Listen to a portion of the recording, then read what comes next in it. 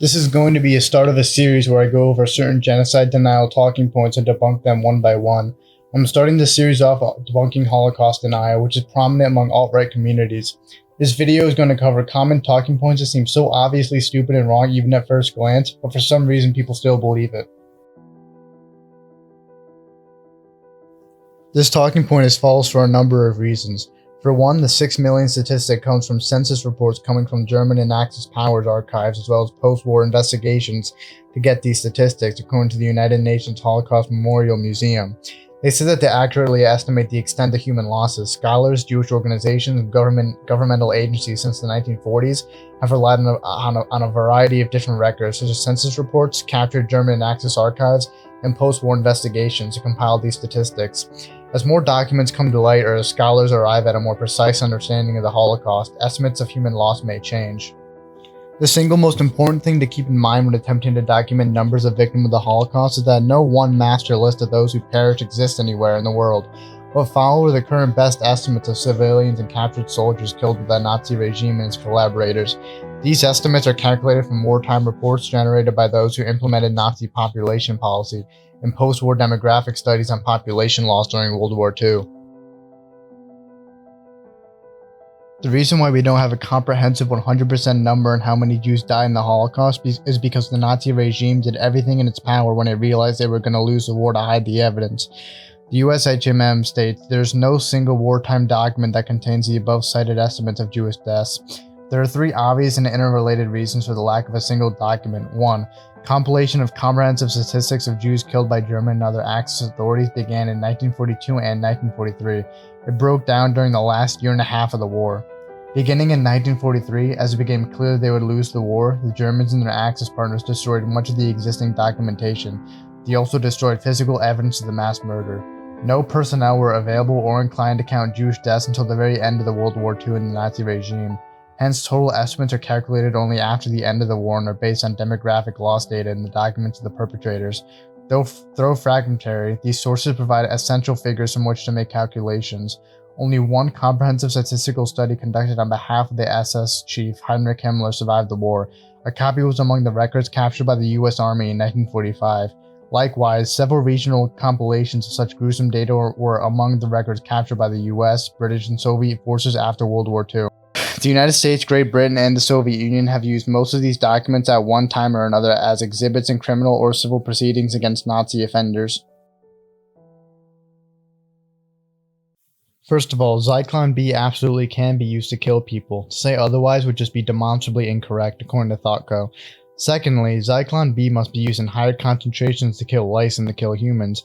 It's more economical to use less gas, so the blue gas residue wouldn't form as easily in gas chambers. Third, Zyklon B residue can be easily cleaned from walls, and Nazis made every effort to destroy evidence of the Holocaust as Soviet soldiers marched in. Fourth, even the image I displayed previously acknowledges there are traces of, again, easily cleanable Zyklon B in the gas chamber. The 4 million figure was initially published by the Soviet State Commission in 1945, long before any reliable estimates were available. As new information is made available, historians revise general knowledge of the subject. This is how the field of history works. The wooden doors presented in these images led to delousing rooms, not gas chambers. These are literally just pictures of wooden doors. It is not known what the original gas chamber doors looked like because Nazis destroyed these facilities before Soviet soldiers arrived.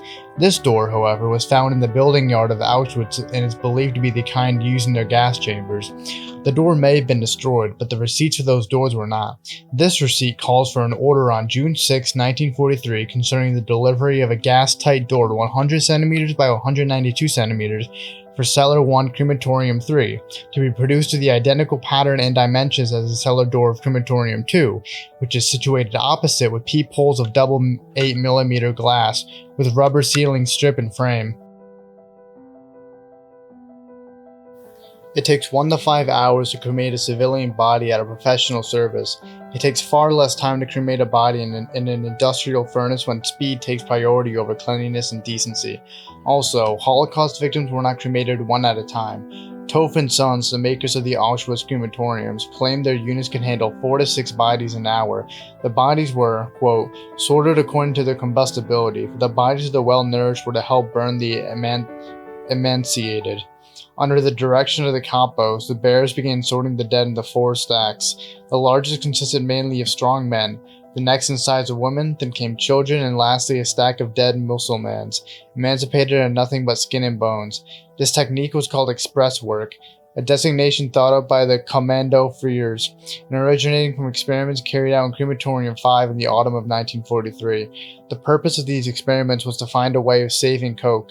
Thus the bodies of 2 Mussulmans were cremated together with those of 2 children, or the bodies of 2 well-nourished men together with that of an emancipated woman, each load consisting of 3 or sometimes 4 bodies. Philip Mayer, son of Commando Philip Miller, when crematoriums failed, they used burning pits. Comparing the civilian cremation process to the process at Auschwitz-Birkenau is misguided. The authorities in Auschwitz-Birkenau abandoned any respect for the dead and did not abide by civilian rules for cremation.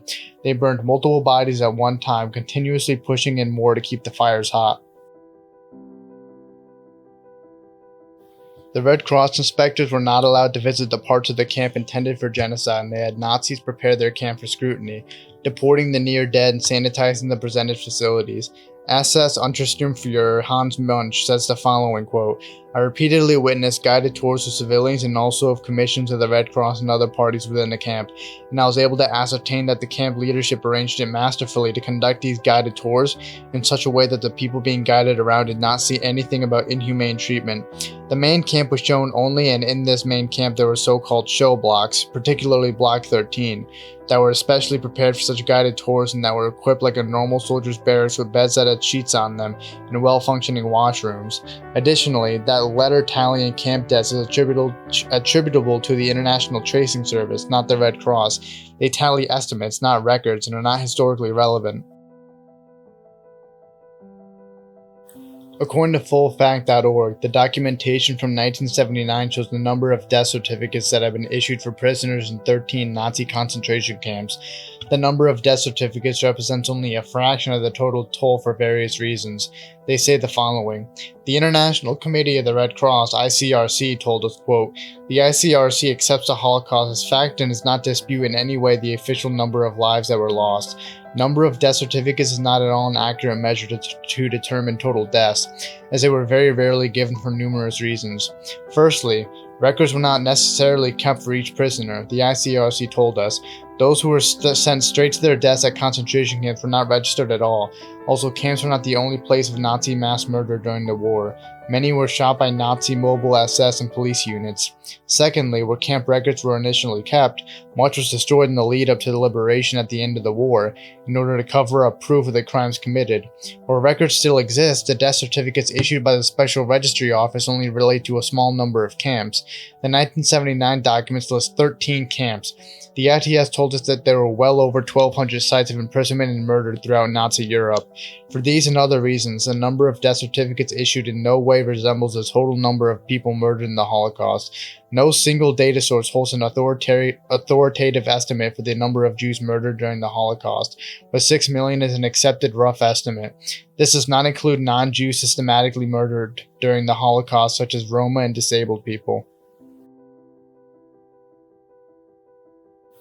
All these amenities were present at Auschwitz I, the main camp, which held POWs, not Holocaust victims. The infamous extermination camp was Auschwitz-Birkenau. Also, the band and pool were used for the guards exclusively. The pool's main purpose was actually that of a backup water reservoir. Even if these amenities were present at Auschwitz-Birkenau, it wouldn't disprove anything concerning the Holocaust. The officially accepted death count for Auschwitz-Birkenau is closer to 1 million than 4 million, so the claim is already very misleading. Regardless, the death camp could still hypothetically have killed 4 million people within its time in operation. The central office of Auschwitz-Birkenau asserts they could cremate per day 340 persons in crematorium 1, 1,400 persons in crematorium 2, 1,400 persons in crematorium 3, 768 persons in crematorium 4, 768 persons in crematorium 5, which totals to 4,765 persons per day, 1,700,000 persons per year, and around 4.7 million persons over Auschwitz-Birkenau's 2.7 years of operation. Further, this issue is ultimately irrelevant.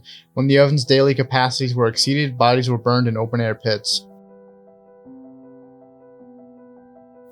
This is demonstrably wrong, given quotes by Hitler where he calls for the explicit annihilation of the Jewish people. Here are some quotes from Hitler proving that Jews were killed for being Jewish. Quote, "Once I am really in power, my first and foremost task will be the annihilation of the Jews. As soon as I have the power to do so, I will have gallows built in rows, at the Marienplatz in Munich, for example, as many as traffic allows. Then the Jews will be hanged indiscriminately, and they will remain hanged until they stink. They will hang there for as long as the principles of hygiene permit. As soon as they have been united, the next batch will be strung up, and so on down the line, until the last Jew in Munich has been exterminated. Other cities will follow suit precisely in this fashion until all Germany has been completely cleansed of Jews." Adolf Hitler, 1922. Today I will once be more of a prophet. If the international Jewish financiers in and outside of Europe should succeed in plunging the nation once more into a world war, then the result will not be the Bolshevization of the earth, and this is the victory of Jewry, but the annihilation of the Jewish race in Europe. Adolf Hitler, 1939. If at the beginning of the war and during the war, 12 or 15,000 of these Hebrew corruptors of the nation had been subjected to poison gas, such as had to be endured in the field by hundreds of thousands of our very best German workers of all classes and professions, then the sacrifice of millions at the front would not have been in vain. Adolf Hitler, 1939.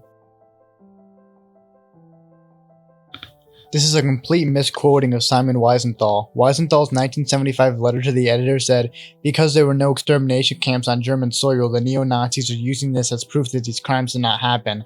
How ironic that he was not only correct, but that those very words were later misused in the manner he described. Both answers are correct in themselves. Weisenthal did indeed indicate that in 1975 and in 1993 that there were no extermination camps in what is now Germany.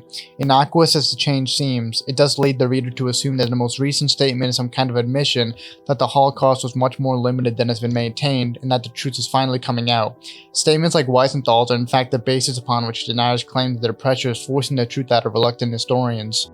The truth is that historians and others like Weisenthal have attempted repeatedly over the years to dispel several myths about the Holocaust. The mass production of soap made from human fat is a good example. Another misconception which they have tried to dispel is that the bulk of the extermination of the Jews took place within Germany itself, or more properly within the Altreich, the pre-war boundaries of Germany. While these were indeed gas chambers and homicidal gasings in the Altreich, that are on a much smaller scale than the gasings in the camps in Nazi-occupied Poland, such as Belzec, Sobibor, Treblinka, Kulmhof/Chemlo, Majdanek/Majdanek, and Auschwitz-Birkenau. About 3 million people, almost exclusively Jews, were gassed to death in those camps. Camp gassings in the Altreich probably claimed the lives of only a few thousand people, almost certainly under 10,000. Aside from a small-scale gassing in places like Sauchensen, Stutthof, Nunegam, and Ravensbrück, it was largely confined to the euthanasia program, which did claim the lives of over 100,000 people, mostly non-Jews. The Nazis had at least two good reasons for building the death camps outside of Germany.